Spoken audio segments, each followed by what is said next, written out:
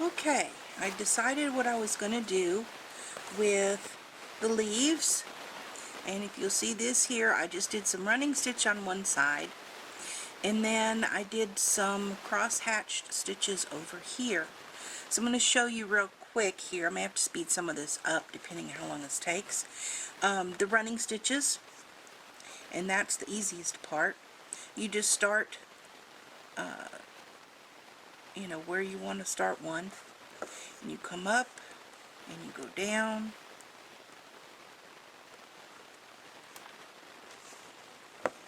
come up and go down. If this were not taught in a hoop, I could probably actually do a real easy quick running stitch, but it's in a hoop to keep it nice and flat.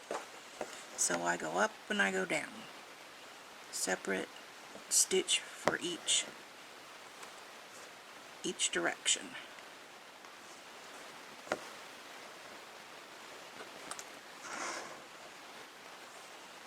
And like I've said before, I'm not a perfectionist.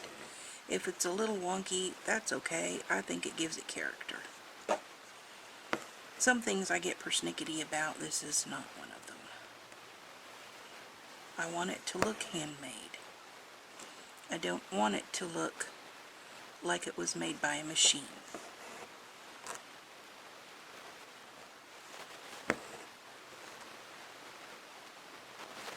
I don't know that you can see it, but I do have a very light little pencil line there. By the time I get through stitching on it, you won't see pencil lines. They just kind of disappear. And one good washing will wash them out, because they're very light.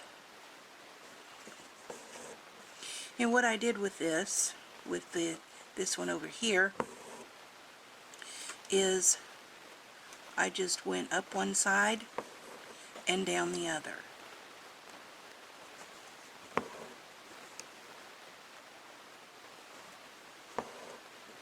So I started again over here and just came down the other side and worked my way in from the outside. That's how I did the hearts. That's how I'm doing the leaves.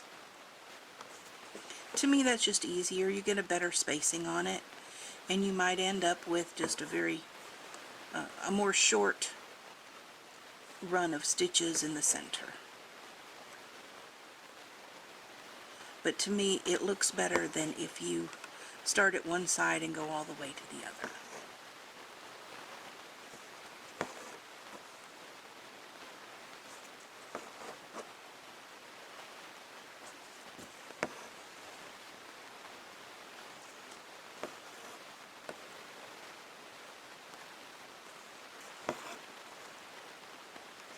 I want to finish this real quick here and show you how I did the other side, the cross hatching.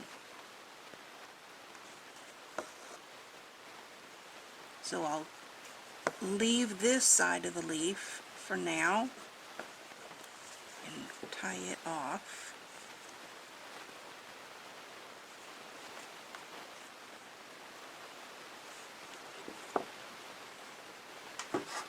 Where's my scissors? There they are.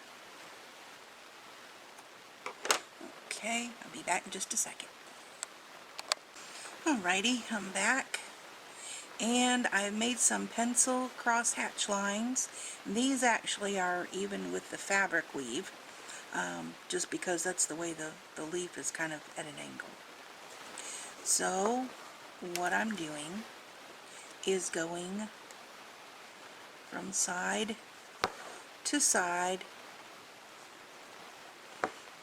kind of sort of an equidistance apart.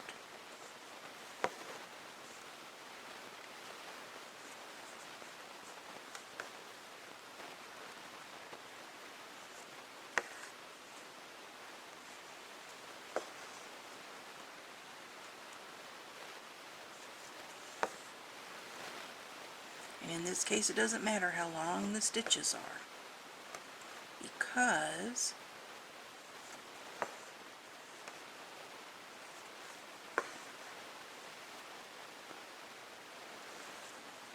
come back and secure them where they cross. So you can do fairly long stitches and it won't matter, won't hurt anything.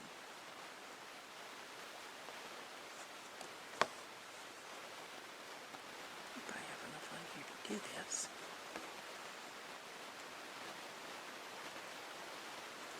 I think so. I think we'll make it. Yeah, we just need a little one down here.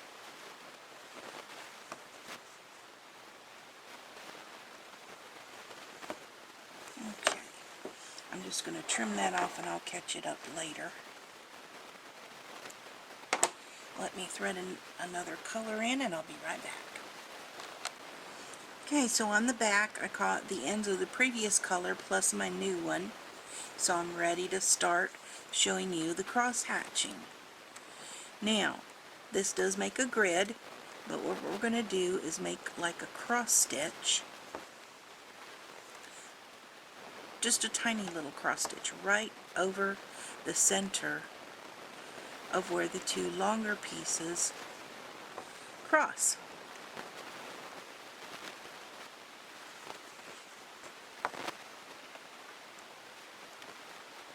And I try to move from cross to cross, following a line of the thread, and that's so that stitching won't be running across a whole lot of the back of it and might possibly be seen if light passes through it. Backs of my work are never really overly pretty. They're fairly messy actually.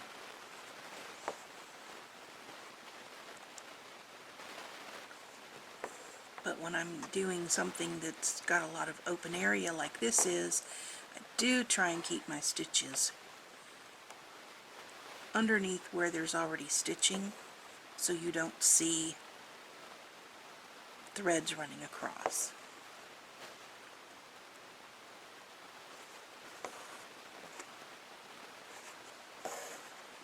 Now this one is actually opposite colors of what I used on the previous one over here.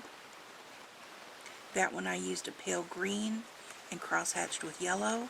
This one I'm cross-hatched with, I did the lines with the yellow and I'm cross-hatching with a pale green. Very pale green.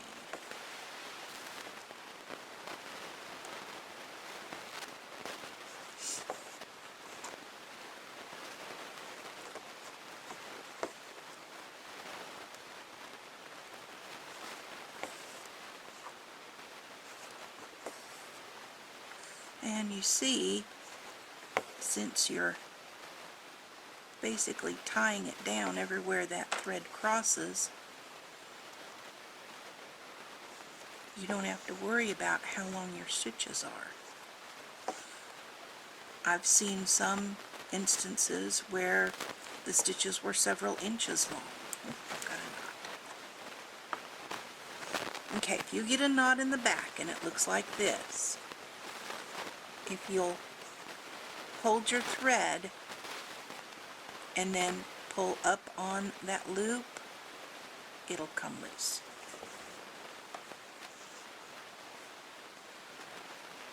Always go gently when you're doing something like that. That way you have less problems showing up.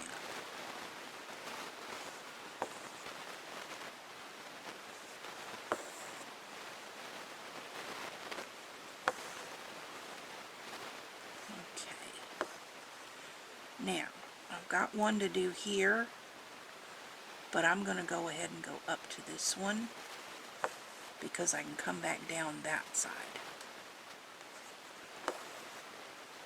See, I'm still following underneath the line of the cross hatching.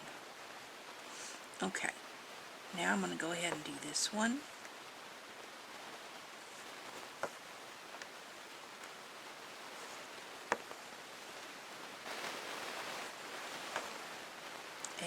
coming back down this side.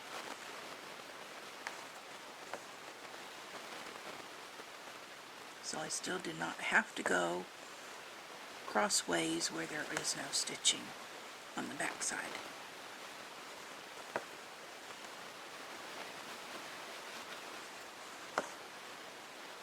Technically there's not a cross there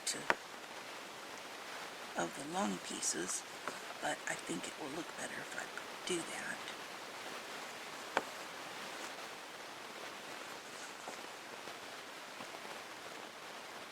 Generally, like in cross stitch, you want all your stitching to go in the same direction. I've got a couple that don't, because I've kind of gotten in a little bit of a hurry so that I could show this to you. Oops, there we go again. There we go. This little piece of thread had some kinks in it I didn't get out. Okay, there's that part. And I'll show you some more when I get there.